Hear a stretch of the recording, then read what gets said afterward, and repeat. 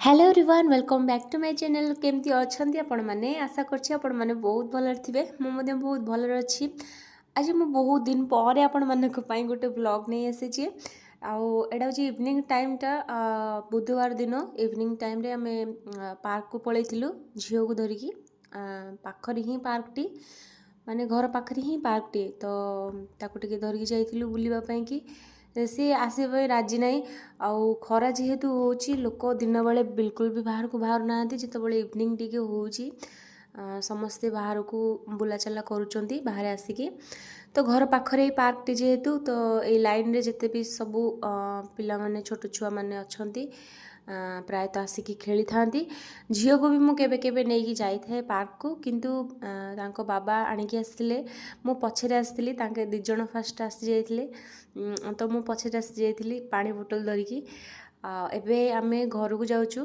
कहीं बेसी बुला हो गला झील हालिया हो गलानी दिन सारा जेहेतु सोईनी खाली ताको निद लगिलानी जेहेतु सी चिड़चिड़ा हो जाउची प्रथमे आसिकी मुझे झील कि दिन बेलर जहाँ थिला खाइबा दिन बेले आमर रोषे होता माने भात डाली होता और चिंगुड़ी मु फ्राए कर देइथिली तो आमर खाइबा सरी जाइथिला किंतु जहाँ भी बली जाइथिला खाइला परे मो झील पई रखी देइथिली ताको नाइट रे खुआइबा पई कहीं संध्या हो सी टिके चिड़चिड़ा हो जाए ताको निद लगे तो तापई ताको शीघ्र खुआई देले तापर मु परे रोषे करी जेहेतु मोर टिके सिलाई काम थिला मोर सिलाई काम चलथिला सेथिलागि आमर सब बल टिके लेट रे रोषे हुए 8टा रे ही मु रोषे करे राति 8टा रे ही रोषे करे 9टा सुधा आमर 9टा अधे एमती हो जाए खाइबा टाइम तो ये कुकु मम्मी को माने मो झील को खुआई नौची आउ तांको बाबा आसिकी आमको घरे छाड़ी से मार्केट पलैथिले झीर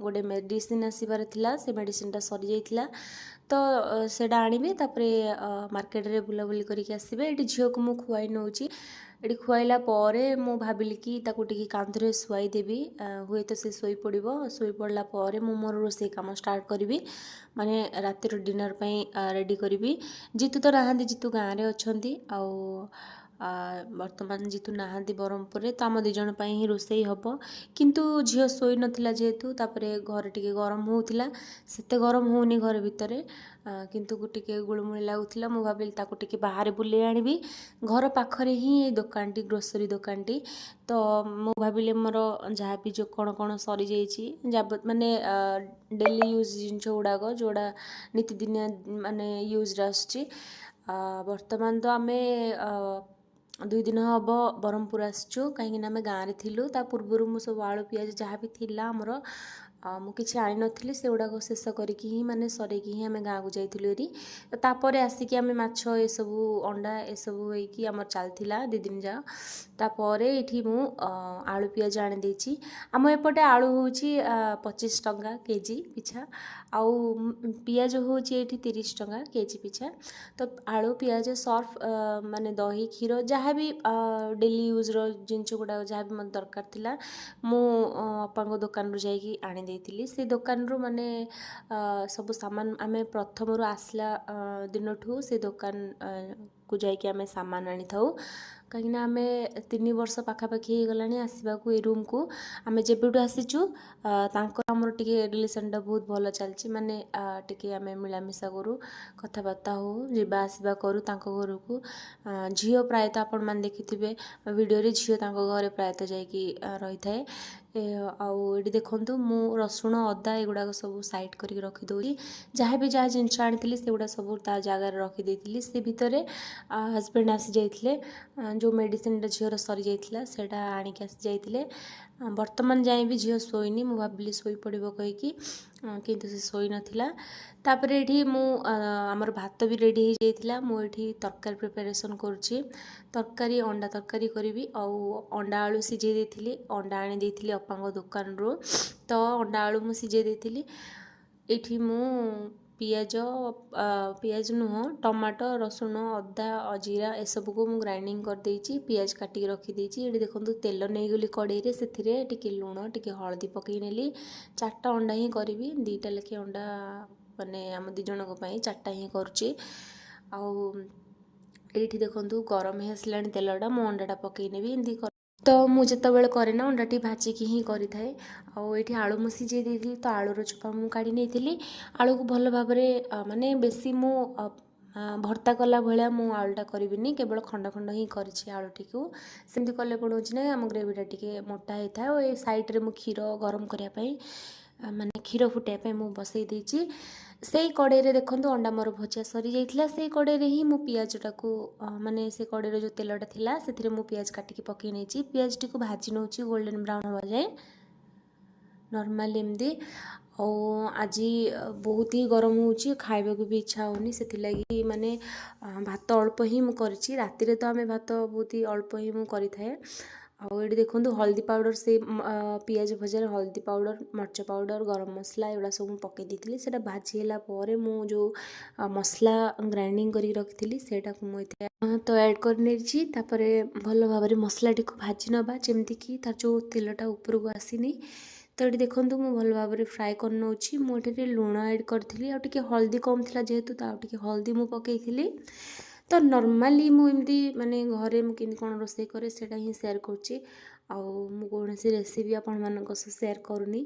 ମୁଁ କେମିତି ନର୍ମାଲି ଘରେ କରେ, ଆମର କେମିତି ପ୍ରତିଦିନ ରୋଷେଇଟି ହୁଏ, ତ ସେଇଟା ହିଁ ମୁଁ ଆପଣମାନଙ୍କ ସହ ସେୟାର କରୁଛି। ଆଉ କଡ଼େଇର ଅବସ୍ଥା ଆପଣମାନେ ଦେଖିପାରୁଥିବେ।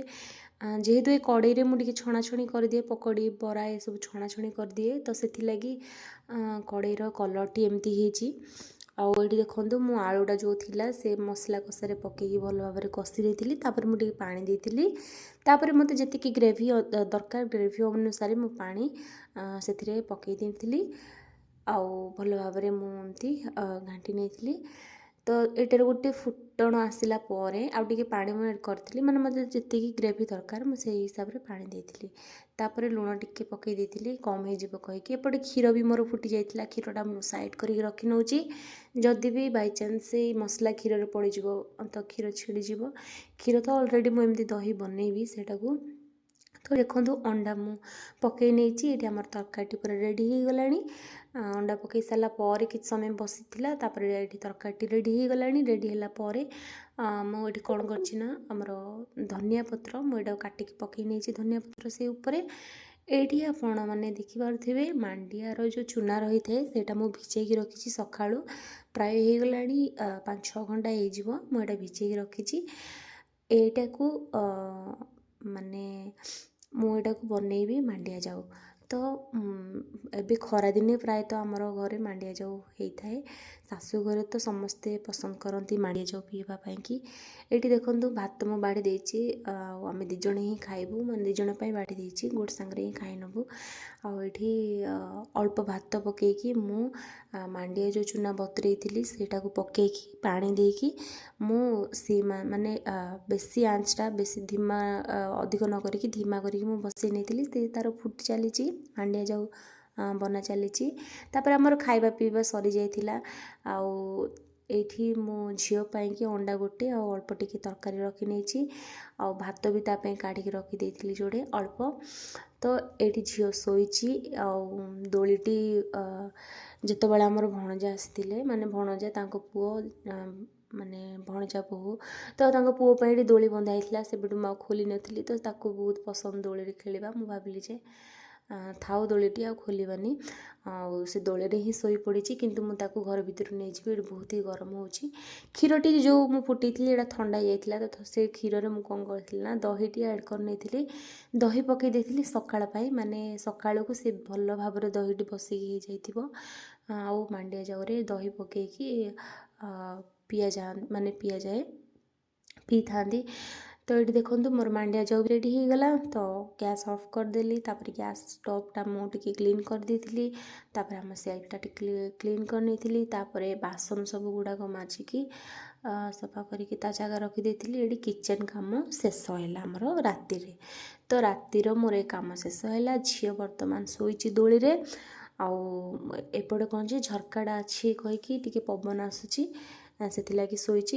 किचन रूम रे फैन रो सिस्टम किसी ना ना तो से सी बहुत ही देखिपे गरम हो झाड़ होगी तो ताको शीघ्र नहीं कि मुझे बेडरूम रे पकेबी माने शुआईबी आ ये देखिपे जी जा बाटर सब शोकी माने लाइट फाइट बंद करके शोई पड़े हो प्राय राति 10टा पर हो गला टाइम तो आज तो ये जाइए वीडियो हस्बैंड बस सेपटे बसिकी खेल देखुंत तो आज ये जाइए वीडियो आशा करूँ भल लगी नहीं देवे लाइक करदेवे।